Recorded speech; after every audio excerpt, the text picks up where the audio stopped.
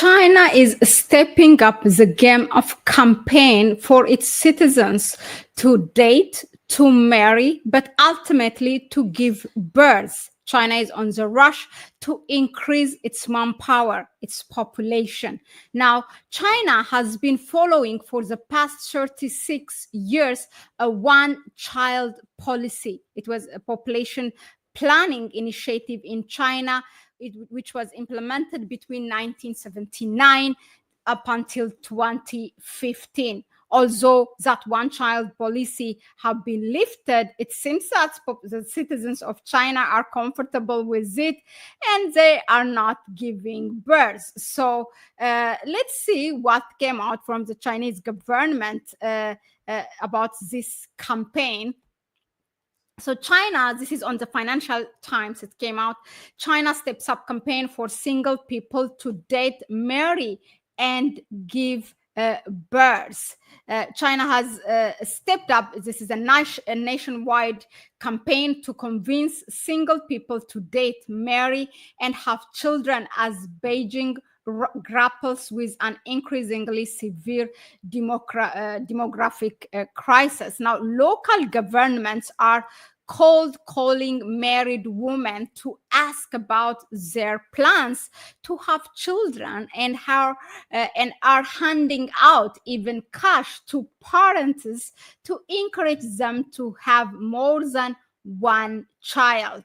Universities even have been asked to introduce so-called love courses so that they can get the students in the mood of dating, marrying, and giving birth. So these love courses are for single people to date, marry, and have children as Beijing grapples with an increasingly severe demographic crisis.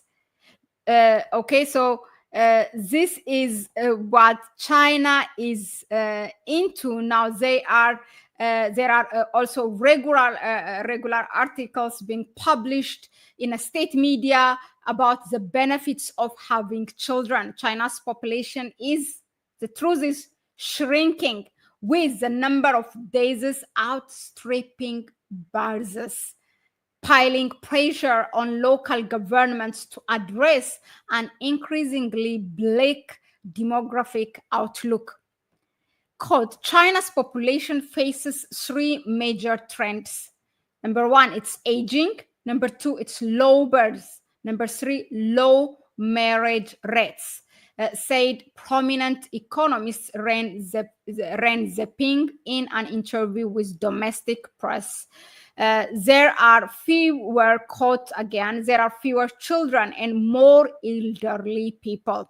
The speed and scale of China's aging is unprecedented. But this seems also a problem in Europe. You know, there are more aging people than young people or children. So now Beijing has pledged, following this, to offer subsidies and bigger tax cuts for parents to reduce the cost of raising children. The State Council, China's cabinet, in October said it was drafting a plan to build a birth-friendly society as part of a broader stimulus package to tackle an ailing economy. Details of this plan are still being thrashed out. Now, in the meantime, married women in their 20s and early 30s across the country have been receiving calls from local officials asking about their plans to start a family, according to multiple people who spoke with Financial Times and posts on social media. In some instances, callers asked women to attend prenatal body checks. Other callers were more direct, offering subsidies to women who had more than one child. Couples need to have on average 2.1 children to reach the population replacement rate. Wow. Now, a resident in Xinjiang who declined to be named, said officials offered local women an amount of 100,000, that's a Chinese currency, or $14,000 subsidy for having a second child. There is no explicit policy, but if you ask for it, the village will find you a way to get you the subsidy. Amazing. Currently, subsidies for children are determined by local governments depending on their physical health. The personalized lobbying comes against the background of an intensified media campaign hailing the benefits of childbirth. In recent months, the state-run People Daily and Lifetimes have promoted scientific voices saying childbirth is good for the mother's health and can even help prevent cancer and treat certain diseases. Look at the extent they are going. But I'm not saying it's not true, but it's something that has been hidden or lied to us, in general, to the world, to the global citizens. Now they're encouraging you to give, which was really a natural for human being, and that should have been the way. Let me continue with this article. Okay, a state-run publication in China by the National Health Commission in December this month called on universities to set up marriage and love education courses to encourage students to couple up. Universities are an important place for college students to fall in love. It wrote, citing survey of they did 57% of the university students, and they who said that 57% they did not want to get into a relationship because of the heavy workload they have. Now, the article also proposed universities introduce courses on the theory of love and real-life case analysis to promote a systematic knowledge of love and marriage. So, however, experts are skeptical about this, and official measures to bolster the birth rate will persuade young people to start families, especially as rising unemployment and tepid economic growth have reined in spending.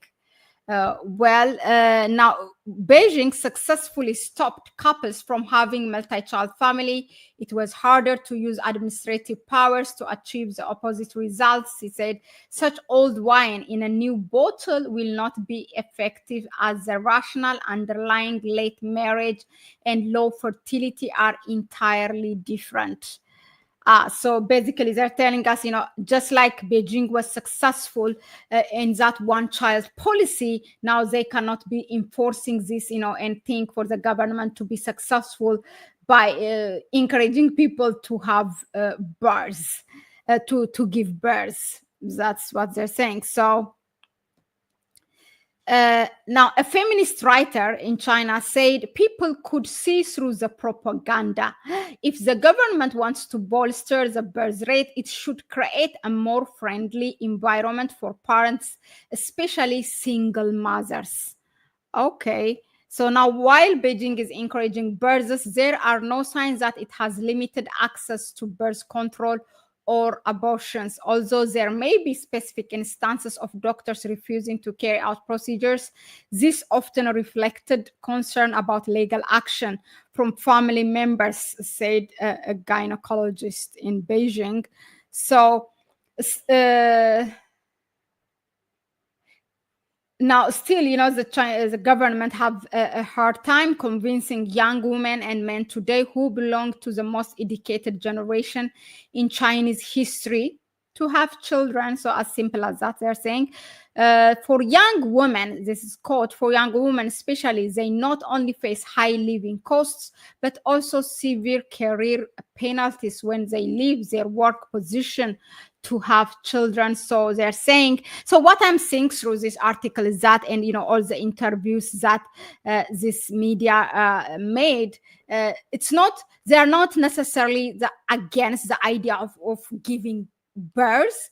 They're just asking their government to make the environment friendly when it comes to the single mother, also to with regards to their taking off their maternal leave and other things. So they're not basically against, they're not saying they don't want to give birth. But of course, there's the issue of giving birth late and choosing to be a single mother.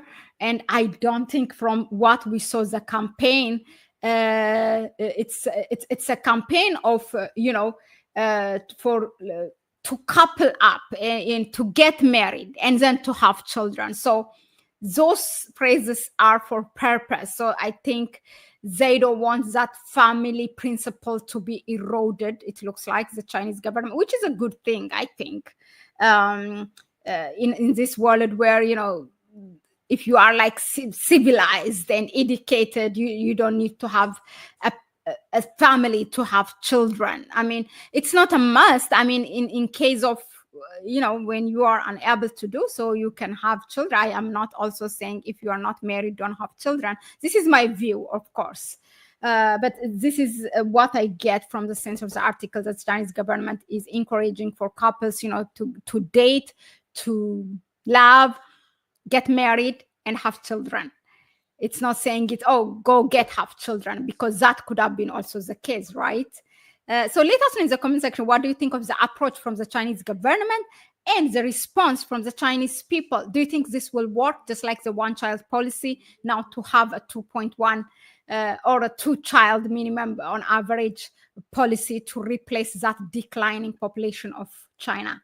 And what kind of impact will it have? You know, China is known for its mass manpower. Now, do you think this will affect it? And what can Africa learn? Still, you know, this is something that Africa can benefit, because we have still that manpower, you know, and Europe is struggling with this, the United States, all of them. So it's something that you have in Africa, and most young people from aged from 50, like 70%, 65% of the population in all cases, in all countries, is from 15 years old till you know, to 35 or something. So that is the population Africa has, and it can, what kind of, you know, what kind of strategy Africa can withdraw from this? That's also my question. Let us know in the comment section. Thank you very much again for tuning in. Please subscribe to the channel. Share the video with others. Give it a like if you find it informative enough. Support us through our PayPal account and buy me a coffee link. You can buy us a coffee. You can donate whatever you want, and that will help us to be here more often. Thanks again, and so bye-bye from me for now.